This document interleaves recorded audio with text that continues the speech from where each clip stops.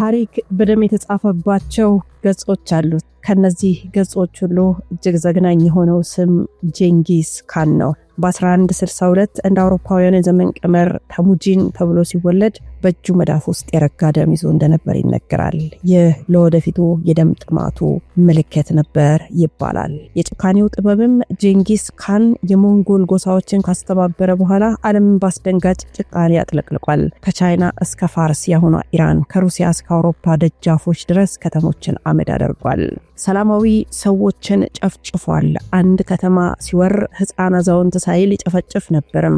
ለምሳሌ በኒሻፖር ከተማ ለበቀል ሲል በከተማው ያሉትን ድመቶች፣ ውሾች ሳይቀር እንዲታረዱ አዟል። የሰው ልጆች የራስ ቅል ፒራሚድ መስራት የእርሱ መለያ ነበርም። በ1227 እንደ አውሮፓውያኑ የዘመን ቀመር ሲሞት የቀብር ስነ ስርዓቱን የፈጸሙ ወታደሮች ሚስጥሩ እንዳይወጣ በመንገዳቸው ያገኙትን ሰዎች ሁሉ ይገድሉ ነበርም። ጄንጊስ ካን በታሪክ የእግዚአብሔር መቅሰፍት ተብሎ የሚታወቀው ያለ ምክንያት አይደለም። ታዲያ ዛሬ በ21ኛው መቶ ክፍለ ዘመን የጄንጊስ ካን አረመኔያዊ አስተሳሰብ በዘመናዊ መልክ ተከስቷል። ቤንያሚን ኔታንያሁና ዶናልድ ትራምፕ የሚከተሉት ፖለቲካ ኃይል ካለ መብት አለ የሚል የጄንጊስን ካን መርህ ነው። ይህንን መርህ ታዲያ ቤንያሚን ኔታንያሁ ከመከተሉም አልፎ ተርፎ ኢየሱስ ክርስቶስን ከዚህ ሰው አሳንሶ አይቶታል። በጣም በርካታ ክርስቲያኖችን ያስቆጣ ዓለምን የነቀነቀ አንድ ክስተት አሁን ተከስቷል። ይሄ ክስተት ምንድነው? ቤንያሚን ኔታንያሁ ማን ነው? ከምን በመነሳት ክርስቶስ ላይ እንደዚህ ተሳለቀ? ለምንስ በዚህ ሰዓት ይሄን ነገር መናገር አስፈልገው የሚለውን ከእናንተ ጋር በጥልቀት ልንፈትሸው ወደናል። ወደ ቤተሰቦቻችን አብራችሁን ስለምትሆኑ ከወዲሁ እናመሰግናለን። እጅግ የምታተርፉበት ቆንጆ መርሃ ግብር ነው ያዘጋጀንላችሁ። ጊዜያችንን ይዋጃል እኛንም ያነቃናል ብለን ስላመንን ነው ወደ እናንተን በሚመጥን መልኩ አዘጋጅተን ያመጣ ነው። ሮማን ጸጋዬ ነኝ ከአክሱም ቲዩብ። አብራችሁን ስለምትሆኑ ከወዲሁ እናመሰግናለን። እንደተለመደው ሐሳብ አስተያየታችሁን ብትሰጡን ለኛ ትልቅ ስጦታ ስለሆነ ይህንን እንዳትረሱ። በዚህ በጣም በርካቶች የተነጋገሩበት፣ በጣም በርካቶች ቁጣቸውን ያሰሙበት ጉዳይ ላይ ቆይታ እናደርጋለን።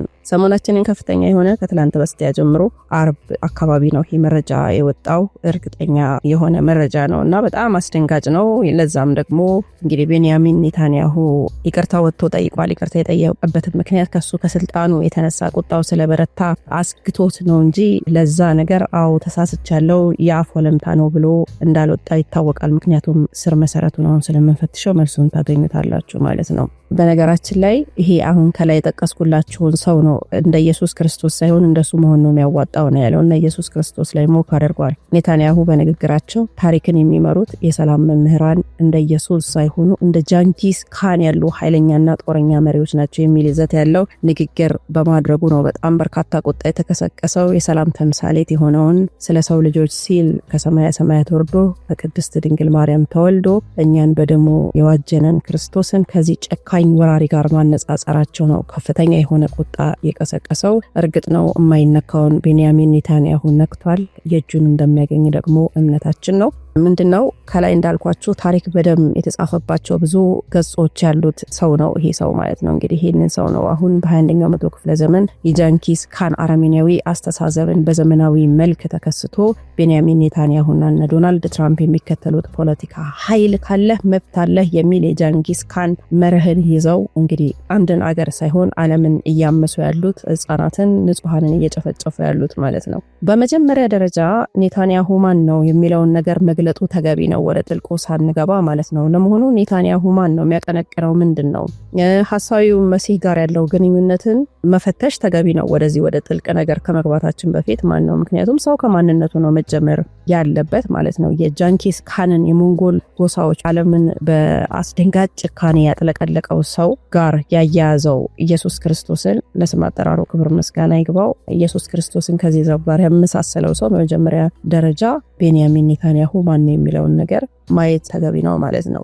በይፋ ቤንያሚን ኔታንያሁ ሴኩላር አይሁዳዊ ነው። ኔታንያሁ በይፋዊ ማንነቱ ሴኩላር ሃይማኖታዊ ህግጋትን በጥብቅ ግን የማይከተል አይሁዳዊ ነው። አኗኗሩ እንደ ኦርቶዶክስ አይሁዶች ቆብ የሚያደርግ ሁልጊዜ ግን አያደርግም። የምግብ ስርዓትም በጥብቅ የማይከተል ሰው ነው።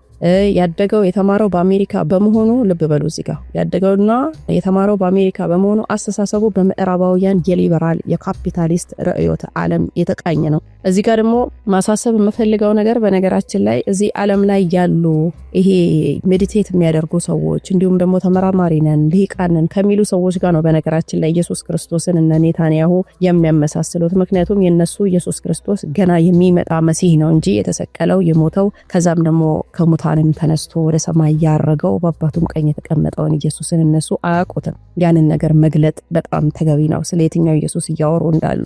ኔታንያሁ በፖለቲካ ጽዮናዊ ጽንፈኝነቱ የኔታንያሁ እውነተኛ ሃይማኖቱ ፖለቲካዊ ጽዮናዊነት ነው። ልናሰምርበት ይገባል። ይህ አስተሳሰብ ከአባቱ ከቤን ጽዮን ኔታንያሁ የወረሰው ነው። የኃይል እምነት የሚል ነው የሚያራምዱት። እስራኤል መኖር የምትችለው በሞራል ሳይሆን በብረት ጡንቻ ነው የሚል እምነት አለው። በነገራችን ላይ አሁን እዚህ ጋር እንደ ሀገር አይደለም እያነሳሁኝ ያለሁት፣ እንደ አንድ ግለሰብ ነው። ስለ ኔታንያሁ ነው እየተናገርኩኝ ያለሁት። መጽሐፍ ቅዱስን እንደ ፖለቲካ መሳሪያ ነው ኔታንያሁ የሚያየው። ኔታንያሁ መጽሐፍ ቅዱስን የሚጠቀመው እንደ ቅዱስ መጽሐፍ ሳይሆን እንደ የመሬት ባለቤትነት ማረጋገጫ ካርታ ነው። በጋዛና በዌስት ባንክ የሚያደርገውን ወረራ ለመከላከል የመጽሐፍ ቅዱስ ታሪኮችን እንደ አማሌቅ ይጠቅሳል ማለት ነው። ይሄ ደግሞ ለሃይማኖቱ ካለው ክብር ሳይሆን ለፖለቲካ ካለው ፍጆታ ነው። አሁንም ደግሜ የምነግራችሁ ነገር ይሄ ፕሮግራም እስራኤልን ሙሉ ለሙሉ የሚወክል ሳይሆን የኔታንያሁን ማንነትና የሱን ጭፍሮችና የሱን ኤሊቶች የሚያጋልጥ መረጃ ነው ማለት ነው። እናም ደግሞ ጉዳዩ ሃይማኖታዊ እንዳልሆነ እዚህ ውስጥ በደንብ ነው አበጥረን እንድናየው የፈለኩት። እኛ በርካቶቻችን በተለይ ደግሞ ኢትዮጵያውያን በሃይማኖት ሽፋን ተደብቀን እርስ በራሳችን ምን እያደረገን እንዳለን ማህበራዊ ሚዲያው የሚገልጠው ታሪክ ነው። እስላም ክርስቲያኑ በዚህ ነገር ላይ እንዴት እየተባላ እንዳለ ማለት ነው። ኢራን ትበልጽግ እስራኤል ትውደም፣ እስራኤል ትበልጽግ ኢራን ትውደም የምንል ብዙዎች ስላለን ማለት ነው። ስለዚህ መርሃ ግብር እንግዲህ በጣም ነው ይህንን ነገር የሚገልጠው። የእምነት መርህ ማጣቶች አሉ በሁሉም እምነቶች፣ ለምሳሌ በአይሁድ ጭምር።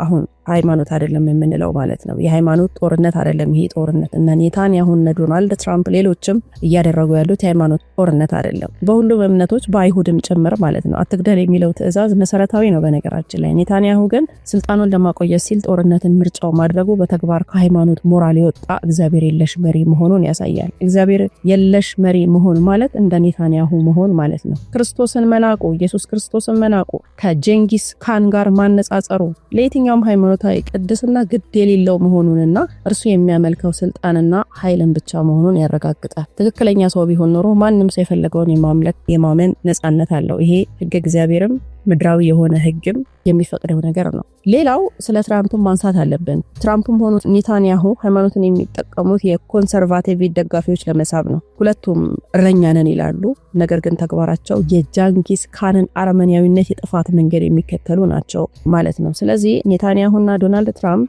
ለነሱ አምላካቸው ስልጣናቸው ነው። ወጥቶ እኮ ተናገረ። እንደ ኢየሱስ ክርስቶስ መሆን ሳይሆን እንደ ጃንጊስ መሆን ነው የሚያስከብረው እዚህ ምድር ላይ ብለዋል እኮ። ጃንጊስ እንዴት ሆነ የሚለውንም ከመጀመሪያ እስከ መጨረሻ ደግሞ እናየዋለን። እና እነሱ የክርስቶስ የሰላም መንገድን የሚንቁት ያ መንገድ ለእነሱ የፖለቲካ ትርፍ ስለማይሰጥ ነው ማለት ነው። ሌላው ዶናልድ ትራምፕ በነገራችን ላይ ፕሬስባቴሪያን ክርስቲያን ነኝ ይላል። ነገር ግን ከእስራኤልና ከአይሁድ እምነት ጋር ያለው ጥልቅ ቁርኝት በድብቅ እምነቱን ቀይሯል የሚሉ በጣም በርካታ ሰነዶች አሉ።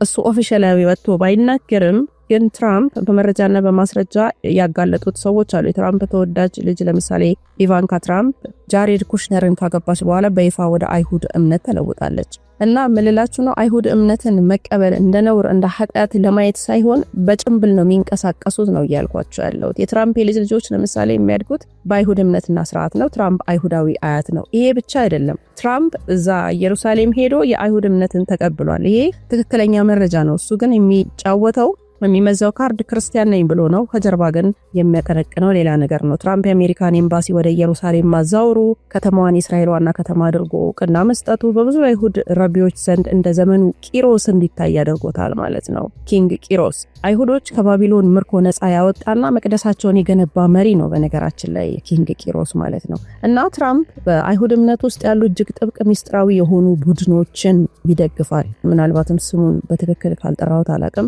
ካህባድ ሉባርዊች ይሉታል። ሚስጥራዊው ቃል ኪዳን። ትራምፕ ከኔታንያሁ ጋር ያለው ግንኙነት ከፖለቲካ ባለፈ ሃይማኖታዊ ውል እንዳላቸው ይታመናል። ኮንስፓይሬሲ ብቻም አይደለም። በነገራችን ላይ ኮንስፓይሬሲ እሳት በሌለበት ጭስ የለም እንደሚባለው ማለት ነው። ኔታንያሁ ክርስቶስን ከጃንኪስ ጋር ሲያነጻጽር ትራምፕ ዝም ማለቱስ ወጥቶ እኮ ምንም አላለም። ይህ ሁሉ ህዝብ በቁጣ ሲናጥ ማለት ነው። ምናልባትም የእርሱን ልብ ከክርስቶስ ፍቅር ይልቅ ወደ አይሁድ ጽዮናዊነት ማዘንበሩን ያሳያል የሚሉ ወገኖች አሁን እየወጡ ነው ማለት ነው። የጸሎቱ ግንብሳ ዌስተርን ዎል ትራምፕ በስልጣን ላይ ያለ ወደ ጸሎት ግንቡ ሄዶ የጸለየ የመጀመሪያው የአሜሪካ ፕሬዝዳንት ነው። ያደረገው የጭንቅላት ቆብ የጸሎት አኳኋኑ ከክርስቲያን መሪ ይልቅ የአይሁድ እምነት ተከታይ ይመስል ነበረ ማለት ነውና እዚህ ጋር ትልቁን ነጥብ ማንሳት አለብን። ትራምፕ አይሁድ ሆነም ክርስቲያን በተግባር ግን የሚከተለው የጃንጊስ ካን መንፈስ ነው። ክርስቲያንም ሆነ አይሁድ ጭምብላቸው ነው። ክርስቲያንም ነኝ ሲሉ ጭምብል ነው፣ አይሁድም ነኝ ሲሉ ጭምብል ነው። በነገራችን ላይ አይሁድ ነን የሚሉ ገና ክርስቶስን የሚጠብቁ ናቸው አይደል? የተሰቀለውን ክርስቶስን የሚያምኑ አይደሉም። ቢሆንም ግን ያም ጭምብላቸው ነው። ምክንያቱም የሚቀበሉት የጃንጊስ ካንን መንፈስ ነው። ፍቅርና ኃይል። ክርስቶስ የሰላም እረኛ ነው። ትራምፕ ግን እንደ ኔታንያሁ ሁሉ የሚያምነው በኢኮኖሚና በጦር መሳሪያ ኃይል ነው። ለዛ ነው የጋዛው ጭፍጨፋ ትራምፕ የኢራንን ማዕቀብ በማንሳት ለእስራኤል አረመናዊ ድርጊት ሽፋን በመስጠት ክርስቶስ የሞራል ልዕልና ይልቅ የጃንጊስ ካንን የጥፋት መንገድን መርጧል። ሰው አምላክ የሌለው ሲሆን ሃይማኖት እንደ ጭምብል ብቻ ይጠቀምበታል ማለት ነው። አሁን የጋዛን ጭፍጨፋ በጣም በርካቶች ከሃይማኖት ጋር ያመሳስሉታል። እኛም ዘገባችን ላይ ጋዛ እንደዚህ ተፈጠረ እንደዚህ ሆነ ሲባል አንዳንድ የሚያልጉመጉሙ ሰዎች አሉ። የሃይማኖት ነገር አይደለም፣ ይሄ ሰብአዊነት ነው። ህፃናቶች የዛን ያህል ሲጨፈጨፉ የህፃናት ደም ሲፈስ ሃይማኖት ነው ልንለው አንችልም ያንን ነገር ማለት ነውና የጦርነቱ የሃይማኖት ቢሆን ኖሮ ትራምፕና ኔታንያሁ የክርስቲያን ቤተክርስቲያን በጋዛ ሲደበድቡ ዝም አይባልም ነበር። ምክንያቱም ክርስቲያኖችም ናቸው ሲያልቁ የነበረው። አላማቸው የሃይማኖት የበላይነት ሳይሆን የዓለምን ሀብትና መሬት መቆጣጠር ነው አላማቸው። ይሄንን ነው እኛ ያልገባን ማለት ነው። ክርስቲያኑ ሙስሊሙን፣ ሙስሊሙ ክርስቲያኑን እያነቆረ ያለው አሁንም ማህበራዊ ሚዲያ ላይ ከፍተኛ የሆነ ውጥረት ነው ያለው። ሀገራችን ውስጥ በጣም ብዙ መከራዎች አሉ፣ ብዙ ልናያቸው የሚገቡን። ወደ ኋላችን ዞር ብለን እያንዳንዳችን ኃላፊነት አለብን። ግን እኛ የምንናቆረው እነሱ በሚያደርጉት ነገር ነው እና የእውነቱ መጋረጃ ሲገለጥ የምናየው በሃይማኖት ስም የሚነግዱ አረመኔ መሪዎች እንጂ እውነተኛ አማኞች አይደሉም። ለዛም ደግሞ ኔታንያሁ ምስክር ነው። እንግዲህ ይህንን ሰሞኑን ደግሞ መነጋገሪያ የሆነውን ርዕሰ ጉዳይ ሆን ብሎ ያፈነዳ ሰው ነው። እንግዲህ ከላይ እንዳልኳቸው ታሪክ በደም የተጻፈባቸው ገጾች አሉት። ከነዚህ ገጾች ሁሉ እጅግ ዘግናኝ የሆነው ስም ጃንጊስ ካን ነው። እንግዲህ እንደ ክርስቶስ ኢየሱስ ሳይሆን እንደ ጃንጊስ ሆኑ ነው እያለ ያለው ይሄ ሰው ማለት ነው ኔታንያሁ። ጃንጊስ ካን የሞንጎል ጎሳዎችን ካስተባበረ በኋላ ዓለምን ባስደንጋጭ ጭካኔ ያጥለቀለቀ በጣም አረመኔ ሰው ነው ማለት ነው። ስለዚህ ከክርስቶስ መንገድ ይልቅ የሱ መንገድ ነው የሚበጀን ብሎ ነው የተናገረው ቤንያሚን ኔታንያሁ ማለት ነው። እስኪ እሱን ወደ ቤንያሚን ኔታንያሁን ንግግርና መጽሐፍ ቅዱስን እናነጻጽር። መጽሐፍ ቅዱስ ስለ ክፉ እረኞች እንዲህ ይላል፣ ራሳቸውን ለሚያሰማሩ ለእስራኤል እረኞች ወዮላቸው፣ እረኞች በጎቹን ያሰማሩ ዘንድ አይገባምን ይላል ትንቢተ ሕዝቅኤል ምዕራፍ 34 ቁጥር 2 ላይ እና ዛሬ ኔታንያሁ በክርስቶስ ላይ ሲሳለቅ ታሪክ ራሱን እየደገመ እንደሆነ ማሳያ ነውና ንጉስ ሄሮድስን ማንሳት እንችላለን። የህፃናት ጨፍጫፊ ነው ንጉስ ሄሮድስ። የመጀመሪያው የኔታንያሁ አምሳያ ሄሮድስ ነው ማለት እንችላለን። ስልጣኑን ለማስጠበቅ አሁንም እዚህ ጋር የምላችሁ ነገር ይሄ የሚመራው መንግስትና የሱ ኤሊቶች ማለት ናቸው። ስልጣኑን ለማስጠበቅ ሲል የቤተልሔምን ህፃናት የጨፈጨፈ አረመኔ ነው ሄሮድስ አይደል? በክርስቶስ ላይ በመሳለቅ እርሱን ለመግደል በማሳደድ የታወቀ እረኛ ነኝ ባይ፣ በመጨረሻ ግን በጭካኔ በሽታ ተመቶ በውርደት የሞተው ማለት ነው። ሌላው ሊቀ ካህናቱን ቀያፋን ማንሳት እንችላለን። አሁን ላይ ህፃናትን እንዲሁም ደግሞ የሚገዟቸውን የራሳቸውን ያመኗቸውን ዜጎቻቸውን የሚገሉ እንደነ ካህናቱ እነ ቀያፋን ይመስላሉ። እረኛ ነኝ ብሎ የሃይማኖት ካባ የለበሰ ነገር ግን የሰላሙን መሪ ክርስቶስን ለሞት አሳልፈው የሰጠ እንደነ ቀያፋ ተንኮለኞች ናቸው። ኔታንያሁም ዛሬ የሃይማኖት ካባ እንደደረበ ንጹሃንን የሚጨፈጭፍ፣ ቀያፋም አንድ ሰው ስለ ህዝቡ ቢሞት ይሻላል በሚል ፖለቲካ ስሌት በደሙ ላይ የተሳለቀ ነው። ጲላጦስንም ብናይ እጄን ታጥቤያለሁ እያለ ንጹሃንን ለጭካኔ አሳልፈው የሚሰጥ መሪ ተምሳሌት ነው። ዛሬም እንደነ ትራምፕ ያሉ ለፖለቲካ ጥቅማቸው ሲሉ የጋዛን ህፃናት ደም ዝም ብለው እያዩ ከዛ ደግሞ ክርስቶስን ከዚህ አሪዮስ ጋር የሚያመሳስሉ ናቸው። እንግዲህ እጅግ በጣም የሚያሳዝን ዘመን ላይ ነው ያለነው። የመጨረሻው ዘመን ላይ ነው ያለነው። ይሄ ያለንበት ዘመን ከምንም ጊዜ በላይ ለራሳችን ልናለቅስ፣ ለራሳችን ልንጸልይ የሚገባበት ነው። ለራሳችን ልንጸልይ የሚገባን ሰዓት ላይ ነው ያለነው ማለት ነውና እነዚህ ሰዎች የፈለጉትን ነገር ከተናገሩ በኋላ ወጥተው ደግሞ እንደ አንድ መሪ ይቅርታ መጠየቃቸው ራሱ ምን ያህል ሞራላቸው እንደወደቀ የሚያሳይ ነው። የእስራኤል ጠቅላይ ሚኒስትር ጽህፈት ቤት PMO ባወጣው መግለጫ ንግግሩን ከአውዱ ውጪ ነው የተወሰደው taken out of context በማለት ለማስተባበል እየሞከረ ነበር። አንዳንድ መረጃዎችን እያየው ኔታንያሁ ራሱ በሰጠው አጭር ምላሽ ንግግሬ የታሪክ ሂደትን ለማስረዳት እንጂ የክርስቶስ እምነትን ለመንካት አይደለም ብሎ ተናግሯል። ይሄንን ያለው ለምንድን ነው? ራሱን ለመከላከል ነው። በነገራችን ላይ ራሱን ጀስቲፊኬሽን ተብሎ ነው የተፈረጀበትም ራሱ ማለት ነውና በጣም በርካቶችም በዚህ ጉዳይ ላይ በተለይ ደግሞ ቲክቶክ እና ኢንስታግራም ላይ በዚህ ነገር ላይ እየሰሩበት ነበርና ኔታንያሁ የማይነካውን እንደነካ እና ጭምብሉን እንደገለጠ ነው ይሄ ንግግሩ ያሳየው ማለት ነው። በጣም በርካቶች ናቸው ቁጣቸውን እየገለጹ ያሉት ማህበራዊ ሚዲያዎች ላይ በኤክስ እና ትዊተር እና ቲክቶክ ኔታንያሁ የሚለው ሃሽታግ በአንደኛ ደረጃ የተዘዋወረ እንዳለ ነው መረጃዎች የሚያሳዩት ማለት ነው። የአሜሪካ ክርስቲያኖችም ለዘመናት እስራኤልን በገንዘብና በፖለቲካ ሲደግፉ የነበሩ የአሜሪካ ኢቫንጀሊካን አማኞች ኔታንያሁ ላይ ፊታቸውን እንዳዞሩ ነው እየተነገረ ያለው። እኛ የምንደግፈው መጽሐፍ ቅዱሷን እስራኤል እንጂ ክርስቶስን የሚሳደብ ዲክታተርን አይደለም የሚሉ ድምጾች እንግዲህ በዋይት ሃውስም እየተሰሙ እንደሆነ ነው እየተነገረ ያለው ማለት ነው። ውድ ቤተሰቦቻችን ለመሆኑ ቁጣው የበረታበት ኔታንያሁ አሁን የት ነው ያለው? ከርሰ ምድር መከላከያ ነው። የምርም ኃይል የሚያድን ከሆነ ለምን ወጥተው ደረታቸውን ነፍተው አስፋልት ላይ አይዘዋወሩም? የምርም እነሱ ኃይላቸው የምርም የነሱ የጦር መሳሪያ የሚከላከላቸው ከሆነ ከከርሰ ምድር መከላከያ ወጥተው ለምንድነው አደባባይ ላይ ከህዝባቸው ጋር የማይንቀሳቀሱት ነው? እነ አልጃዚራ እነ ሃርቴዝ ዘገባዎች ኔታንያሁ በቴልአቪቭ በሚገኝ እጅግ ዘመናዊ ከኒውክሌር ጥቃት ጭምር በሚከላከል የከርሰ ምድር መሸሸጊያ ውስጥ እንደሚገኝ ነው። እንግዲህ ይሄ ምንድነው? መደበቅ ነው። ከህዝቡ ቁጣና ከሊባኖስ ሂዝቦላህን የሚወሩ ሚሳኤሎችን በመፍራት ለቀናት ወደ ውጭ እንዳልወጣም ነው የተነገረ ያለውና ዶናልድ ትራምፕም ከኢራን ጋር የነዳጅ ድርድር መጀመራቸው ኔታንያሁን ብቸኛ እንዳደረገው በውስጥ በኩልም የእስራኤል ህዝብ ታጋቾችን አላስመለስክም፣ አገሪቱን ከዓለም ነጠልክ በማለት ቤተመንግስቱን በዚህ እንደተከበበ ነው እየተነገረ ያለው ማለት ነውና እግዚአብሔርን የናቁ መሪዎች መጨረሻቸው ምን ይሆናል ነው። እንደ መጽሐፍ ቅዱስ ቃልም እግዚአብሔር ትዕቢተኞችን ይቃወማል፣ ለትሑታን ግን ጸጋን ይሰጣል እንዳለ ያዕቆብ ምዕራፍ 4 ቁጥር 6 ላይ እንደነ ሄሮድስ በህፃናት ደም መታጠብ በክርስቶስ ላይ መሳለቅ መጨረሻው በትል ተበልቶ እንደመሞት ሁሉ እነ ኔታንያሁም አሁን እያደረጉ ያሉት ይሄንን ነው። ከምድር ላይ ከተሰጣቸው እረኛ ነው ተብለው ተሾመው ስልጣን መንበር ከተሰጣቸው ህዝቡን እንደዚህ እያደረጉ ጭራሽ ደግሞ እግዚአብሔር ላይ የተሳለቁ ያሉት የጀንጊል ካንን አረመኔነት የመረጡት እነ ኔታንያሁ መጨረሻቸው ምን እንደሚሆን አብረን ነው የምናየው። ጀንጊል ካን ዓለምን በደም ቢያጥቧትም ዛሬ ስሙ የሚነሳው በጭካኔው ብቻ ነው። የክርስቶስ ፍቅር ግን ለዘላለም የሚኖር ነው። ስለዚህ የኔታንያሁ ይቅርታ የልብ ሳይሆን የፍርሃት ነው። በነገራችን ላይ በጣም በርካቶች ናቸው ቁጣቸውን እየገለጹ ያሉት። እግዚአብሔር የሌለበት ፖለቲካ፣ ንጹሃንን የሚጨፈጭፍ እረኛና በክርስቶስ ላይ የሚሳለቅ ትዕቢተኛ መጨረሻው ውድቀት ነው።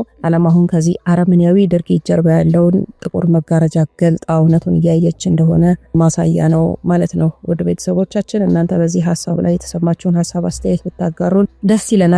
ጉዳዩ ሃይማኖታዊ እንዳልሆነ ግን በጣም አጽንኦት ሰጥታችሁ ከልባችሁ ማለት ነው ወገንተኛ ሳትሆኑ ነገሮችን አበጥራችሁ ብታዩ መልካም ነው። አብራችሁን ስለነበራችሁ እጅግ አድርገን እናመሰግናለን። በቀጣይ መረጃ እስከምንገናኝ ቸር ቆዩልን።